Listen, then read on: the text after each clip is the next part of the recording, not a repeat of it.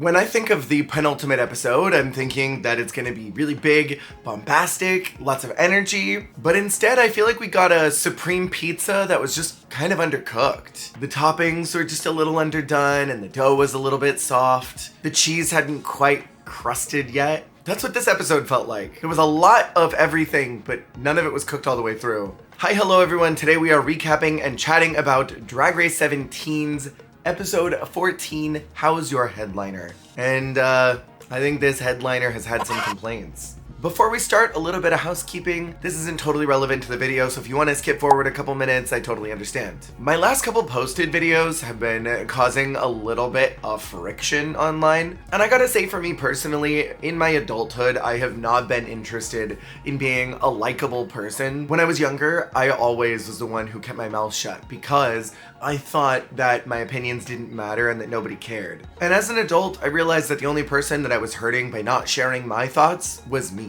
I was isolating myself from the people who did want to hear, and the people who want to hear you in life are gonna find you and will listen, and the people who aren't going to would never have listened in the first place. So even though my opinions have made some people upset, I truly don't care. As I say pretty much every week, if my opinions don't vibe with you, that's fine. You're more than welcome to move on and find someone who you do vibe with. For those of you who have been subscribing and showing up for all these videos and quietly liking the videos, I appreciate you. So thank you for turning up and turning out and just showing up here for me. Let's get into the episode. Last week, I made a couple pieces of content on multiple different platforms, and I got a lot of the same response that they were never going to send someone home on Family Week. I thoroughly disagree with this, because if that was the case, why did they not make it a top 2 celebratory episode? Everyone was legitimately so good. A lot of people agree with that sentiment, that this was one of the best makeovers in a long time. And so, if nobody was going to go home on the week their families were there, why didn't they just make it a top 2? There have been plenty of seasons across international waters, across multiple franchises that have had family members come in for the makeover, and someone almost always goes home. I just don't buy that this was a non-elim. I think that they thought Jules was gonna go home. Jules crushed the lip sync. They couldn't send Anya home, so they just saved both of them. Maybe in some reality there was a possibility that they were gonna send home 2 people tonight, but that didn't happen. And I'm honestly not mad about that. Everyone is super happy about the double save. People online seem kind of mixed about this. I, as a Jules fan, was very happy that she did not go home, and I'm so glad that she eventually did get a win on this episode. High-key, these are the players that I was expecting from the very beginning. Drag Race has been so monotonous and dull for many, many, many years in their format and the way that they select the finale girls. I think we have seen all the way since the early seasons where if you won the design challenge, you pretty much had a free ticket to the finale. If you make a splash in the first maybe 3 episodes, that's our top 4, top 5. The only player that is not here is Crystal from the start. Anya made a splash in the sense that on the runway, Rue loved her. And so she's really the only surprise one, but also I'm not terribly surprised. There's a lot to do about nothing in this maxi challenge. The overall theme is auditioning for the Drag Race Vegas live show. And I'm surprised they didn't plug that they just had their 1000th show, because that seemed like it would have been good advertising. They have to do a photo shoot flyer, and they also need to make a promotional video that seemed TikTok, Instagram-y, that would promo the show. They have to do an interview with Latrice, which is basically the Tic Tac lunch, but without Rue and Michelle. And then they need to perform a new song called Gift Shop, but that song didn't include any of their voices. I would have loved if they had been able to do their own lines. We didn't get any type of girl group this year, so I think it would have been appropriate. I guess it's sort of like when you go to an open call, you have to do a song from that show. I would have loved if they had to each do a segment of that show, but maybe they were worried it would run too similarly to season 12, since they already did that entire medley in 12. A lot of this felt very ceremonial overall. The interview with Latrice was probably one of my favorite parts as a TV device. I want to talk a little more about the photo shoots because this is where the real meat and potatoes happened. This segment where you are taking photos with Rue, that is the moment where you shine. This is a moment to yes and Jules understood that. Whereas a lot of the other girls just didn't. Jules looked gorgeous. She looked like she belonged on the cover of Drag Race Vegas Live, and Rue was living for her. She was yes-anding, she was bantering, she was being silly, allowing her personality to come out and be authentic. And that's what you do in these moments where you're one-on-one with Rue. You don't hold anything back. Plus, bringing the dancers in was a great opportunity to try to stand out even more. When you've got all these men around you, how well are you going to perform? How well are you gonna stand out among all these hot dudes? With their armpits out and their fuzzy little bellies. There were a couple of these pit crew boys who I was like, ooh. Girl, why did Anya come out looking like a housewife of Atlanta? The Diana Ross hair was a little nuts.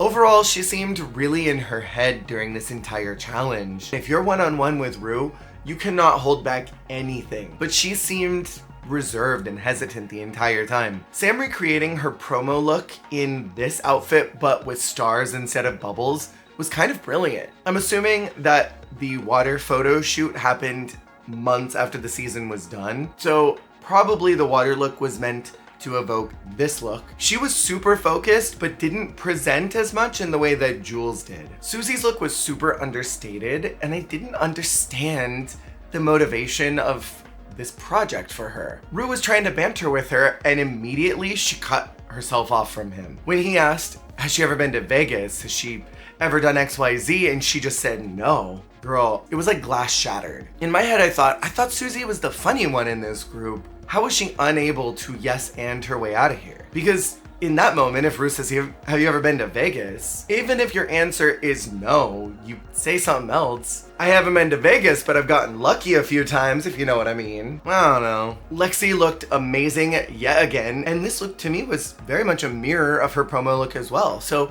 I wonder if this is just a go-to silhouette for her as well. Overall, she was really disconnected through the entire challenge. And I don't know, it looked like she wanted to cry the whole time. I'm sure on some level this was a producer wet dream because Suzie kind of flubbed and then Lexi flubbed. I wonder how much they had teetered around the idea of putting them both in the bottom to battle it out one last time. During the interview with Latrice, this was one of my favorite and least favorite parts of the episode because of the TV device. Usually in these interview questions, they'll filter out things that they want us to see that support the story they've been telling all season. Sam got this narrative that she thinks that she's better than everybody else. Anya's storyline of feeling like she hasn't connected with other drag queens reared its ugly head again, because this has not been a plot point since the very early part of the season, but they punctuate that part of the story to remind us Anya doesn't fit in with the rest of these girls. She didn't feel that way early, and that's what drove most of her motivation through the series. And Suzie is the only one who's asked which of the other girls was not ready for Vegas. And I have been holding firm to this idea that Suzie is the agitator character of this season, and this question being left in the edit further bolsters that opinion. Because why was she the only one who got that question of why are the others not ready for the stage and you are? It's to reaffirm that she is overconfident. And these types of storylines are often to support another character's growth. Suzie's downfall is meant to highlight Lexi's rise. We see Lexi rising above her fears and insecurities, where we see Suzie being a little bit too overconfident and floundering.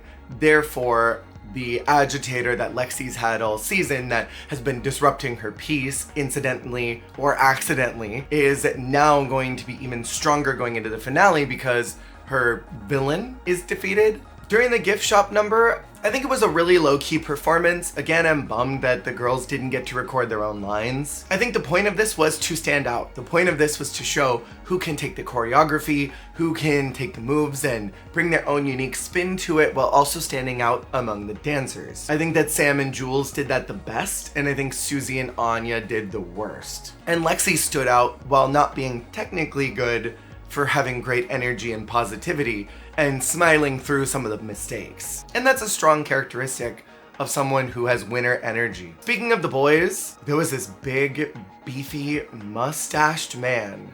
And the whole time I just kept thinking, I want him to... Not this. She's not a Christian! So here's the tea. I already followed this guy. His name is Sebastian. Here's his Insta if you want to go thirst follow. And I talked about this earlier on in the season that we had this cute new pit crew member who had a big belly tattoo on Instagram, but did not have one on the show. And Sebastian is covered in tattoos as well. I was very confused what happened, and I talked to my partner who said that there's a new law that passed. I need to do some research on this, that if you have a visible tattoo, you have to get the rights from the artist to show it on TV because it's copywritten work. And so that explains why there have been a couple pit crew boys this season who I know have art on their body and they got it edited out in the final cut. Because I was so confused. I'm like, I know this man has an entire arm of tattoos. Why is he completely bare? TV editing is magical, y'all. Also, Sebastian, if you see this, come get some help, please. Our final runway is opulent outerwear. Kind of an odd category for the penultimate episode, no? I wonder if maybe the finale will have some type of ball like in season 13. I would live for that. I always live for their best drag being shown on this episode, but also I do love outerwear. So let's talk about these looks, and for the very last time this season, unless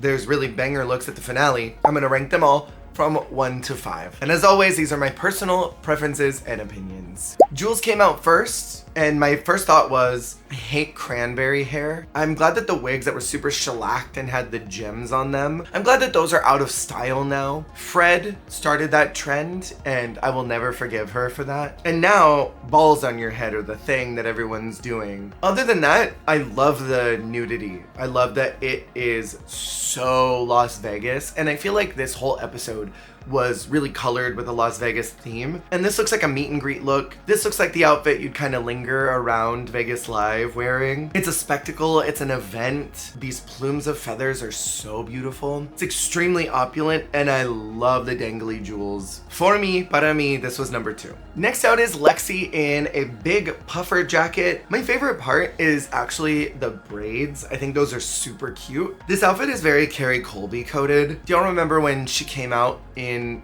the dress that had the K's on it and it was all nudity underneath? I like the idea of this puff jacket. It's very 90s, rapstress, almost Missy Elliott vibes. However, I'm not really a fan of this violety plum color that's lining the inside of the coat. When I think opulence, I think sparkles and jewels and pizzazz. And I think something about this is lacking that. The hearts that are on this bodysuit are kind of sparkly, they catch the light a little bit, but the metals are not bright enough. I would have loved if the lining of the coat was maybe a sequin or even just a glitter fabric just to catch the light a little more, to sparkle one last time. I know that's not terribly Lexi's brand, but I think the colors are just a little flat. So I'm gonna say that this was number 5. Next out is Anya, and this was black lusciousness. I love the big earrings. I love this headdress. All of the details that are on this coat are so fascinating to me, and plus I love those feathers. This is how you do a non-sparkly opulent look, because the opulent part here is in the textile. You can see how rich and luxe that flower motif is on here. We've got a diamond pattern, animal print that's in there. There's fringe, and then there's a different rosette pattern that's on the pants. This is overall a really spectacular look, and the mug is mugging. I was worried about Anya's position through the whole episode, and then she came out in this and I thought, okay, she's fine. This doesn't have a lot of sparkle. It doesn't have a lot of shine, but it's visually really impactful and interesting, and so it brings it to a higher place for me. And unfortunately, I think that Jules and my number 1 were just slightly stronger, so Anya's number 3 for me. Next out is Sam, looking like Missy Pyle. I know a lot of people said she looked like the little girl from Charlie and the Chocolate Factory, but she looks like Missy to me. I think it's the bangs. I love this creamsicle color. I think she looks very, very pretty in the face. She does look a little bit older though, doesn't she? Like, this looks like a 39-year-old pageant queen. I think it's very pageantry. I think it is very presentational. It's thank you, esteemed judges, for your question in Iraq and such as and such places. And I live, laugh, love that. To me, I don't think this is very outerwear. This just looks like a nice garment. And the church lady shawl, I don't think is giving enough outerwear to be like, yes, that's the prompt. This just looks like it was best drag and she said, damn it, I'm wearing best drag whether they want me to or not. And I think the necklace here is just cutting off way too much of her head. That type of necklace I would like to see with something that's got more openness here so that you've got more flesh showing. It's not a bad look at all. It's just not really the prompt or the category to me. It is eye-catching though, and it is memorable. And so for that reason, I put her at number 4. And y'all gonna be mad, but I put her high again. We've got Suzie 2 finally out in my number 1 spot. This was Yzma, but make it red. I loved this coat. I love this big brooch that's clasping it together. I love the hat. The makeup is so good. And I love how just understated the earrings are because the look is meant to highlight the outerwear. This looks opulent. I just love everything about this. It is so rich and expensive looking. The gloves and the tiny little cigarette holder that she's got. I'm not a fan of the shoes. I don't know why you would go through all of that work to look so good and then wear a nude character shoe. Even with the sparkles on it, it's just not enough. Like, what? Did she not have any red shoes? There weren't any size 10.5 red shoes in there that she could have worn. They didn't have any walls of shoes that she could have picked up and been like, hey, can I borrow these? She couldn't have asked a PA to run down to Target, pick up a set of crushed velvet red pumps. I don't know, the shoes are such a disappointing punctuation mark to this look, and it really removes a lot of the hard work. Your styling can make or break an outfit, and it is disappointing to see that shoe choice. Despite it all, if I were to cut the feet off, this is still my number 1. My confusing point was when Michelle said that she never really broke out of the Suzie tootness, but then in her Whatcha Packin', Michelle said that she gave us so much variety. So what is it? Did she not break out a Suzie toot, or did she give us variety? Variety. Then we see the videos, and I don't really have a ton to say about them. Jules reminded me of those girls you see on the pinball machines, where they're sort of like meant to entice you and make you get distracted from the game, and they're like, ooh, yes, big boy, you did so good. And then your ball's like going into the slot because you're distracted by the girly. Not me, but Lexi's was super call girl. Anya's was like an ad for dinner theater, which I think is a good route to take for something like Drag Race Vegas Live. I think they have alcohol and maybe snacks there. It reminded me more of an advertisement for Hamburger Mary's, and if I saw that ad, I would reserve a seat right away and get my ass in a chair. Sam was so delightfully southern, but it read a little more rodeo advertisement than anything. And Suzie's was like an ad for a cruise ship. I really didn't understand her POV at all in this challenge. And it was so disappointing because Suzie dropped the ball so hard this episode after doing well all season. More than anything, I am so glad that they did not ask them to talk to their childhood photos. That I will skip every single time that it happens. I simply won't do it. Jules is given a win. I am so happy because I'm a Jules stan through and through, and I'm really rooting for her going into the finale as much as I am for Anya. She and Lexi were called as safe. I was kind of gagged. I thought they were going to do some type of setup of Lexi and Suzie. Sam and Suzie in the bottom was a gag to me. The only thing I can think of is that they are trying to support that Sam is not going to win. And there are girls almost every season where the judges are featuring them so hard and heavily, and then out of nowhere, they don't care about them any further. They have no more use for them. They have no more storyline for them. They have run out of things to capitalize on. And so I'm feeling like this is a bad omen for Sam. The song is Love Child by Diana Ross and the Supremes. My immediate bells that were going off were, Rue loves Diana Ross. If you mess up a Diana Ross song, you are going to go home. There's no way that you can play this any other way than to be genuine. You cannot mess this up. Oh, but at all. My truth, my tea, Sam had a lot of respect for Diana Ross, and you can tell that she was reserving a lot of her energy to just do the performance as straightforward as possible, as if she were Diana Ross on that stage, where Suzie was giving a lot more emotion and intensity and showing her character through the song.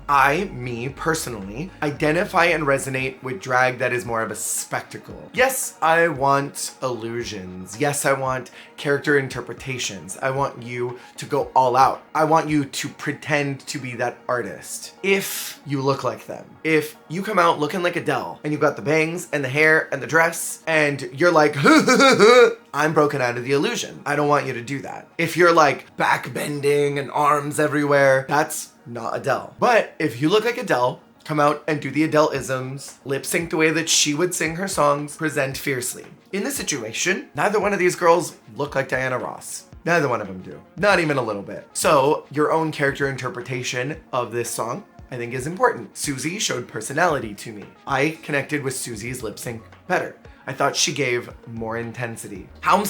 Sam was respectful towards Diana Ross and didn't make a joke or a gimmick out of it. And I think that's honestly what saved her, because Rue loves Diana. So you have to be smart about the way that you present this type of song. And Suzie was cut, even though I liked her lip sync better, which was kind of a gag, kind of a bummer. Overall, my feelings about this finale were that it kind of sucked. It was like a supreme pizza that was undercooked. There was so much of everything, but not all of it was baked all the way through. I like the idea of auditioning for the Drag Race Vegas live, but maybe this would have been better as an earlier season challenge. Like maybe if this had been right at the midpoint, because then it's more about branding. And then maybe if this song had been cut, because I don't know if that was necessary. It was like someone at production said, we didn't do a girl group or a group singing number, so let's just have them dance so that they can do the choreography, but we don't really care that much. I don't know. I think that maybe some more time, effort, and energy could have been devoted into the branding aspects, into the interview portion, and maybe baked those just a little bit more, and this would have been a stronger semi-finale. Next week is the Lollapalooza, and I'm calling right now, I think that Lana and Lydia are going to slay. I think a lot of the other girls are just kind of low-key lip syncers. I could, however, because Corey's been making a big splash online, I could see her making a big splash at the finale, maybe coming out in some type of banger cosplay that makes Rue cackle and does an entire character based off that, because she's been spending her entire time post-show just showing us that she's a silly little goober. And I feel like she will probably showcase that in the finale. And one way to connect with Rue is be stupid. And if there's one thing that Corey King can do, it is be stupid. If it was Lydia and Corey at the top two, that would be incredible. And with that, we are at the end of this recap. Who are you rooting for going into the finale? Who do you want to win? I am between Jules and Anya. And I think right now, I think it's pretty clear to me that Sam is not going to win, just based off how they've been treating her this episode as well as the one a couple weeks ago. I think that Lexi's got potential, but I don't know. I see it written in the stars for Jules. I see it written in the stars for Anya, and I see them as our top two. Let me know who you want to win in the comments below, and I will see y'all on the flip.